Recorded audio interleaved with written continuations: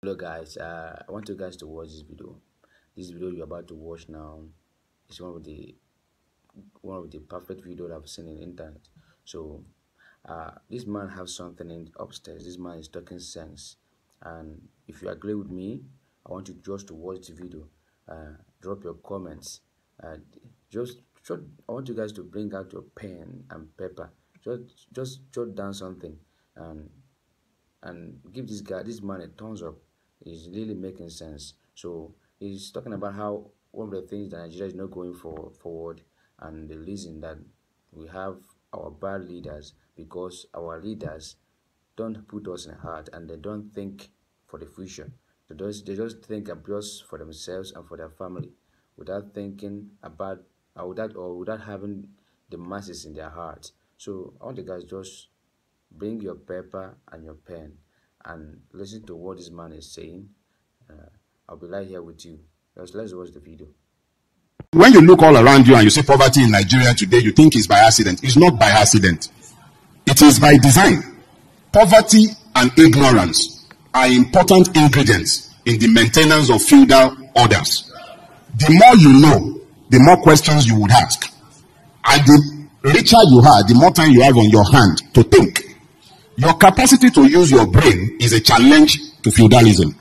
That is why you have weaponized ignorance chasing Nigerians around.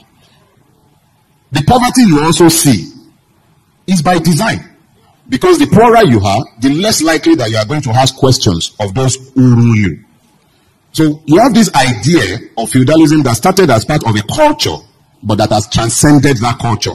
It used to be that when you're talking feudalism, people are waiting to see an emir, or they are waiting to see a sultan or an alkali. But the reality is that idea, and that's where we come back to the ideas again. That idea is like a virus. It has dumped hosts. Where it used to exist only within the Fulani culture, it now exists in each and every Nigerian culture. Your governors are not unlike emirs. The president is not unlike the sultan. The government does not exist for all. It exists for a class. Feudalism does not work on the basis of the rule of law. It works on the basis of impunity, which means that somebody somewhere must be able to decide to whom the rules would apply and to whom it wouldn't apply, to whom the laws should apply and who should be above the law. So you find very quickly that it is impossible to build a nation, because nations thrive on citizenship. Citizenship comes only when there is equality and the law is ruling. And it is only when you have citizens that you are likely to ever have patriots. So you have a country, yes, but you don't have citizens. You have rulers in place of rulers, and there are definitely no leaders. When you speak to leadership, you're talking about vision. It means that the person can close their eyes and see where they are going, even with their eyes closed. The Nigerian is forced to engage Nigeria as a tribesman.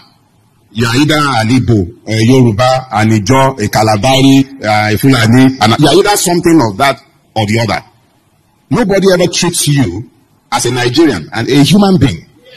The only reason that has not happened is because of the need to preserve the capacity to apply unfair advantages. So you can't have an identikit of a Nigerian. So those of us who believe that this country can be better, first thing first, love your neighbor as yourself. Love your neighbor as yourself. It doesn't say love your neighbor more than yourself. Let's be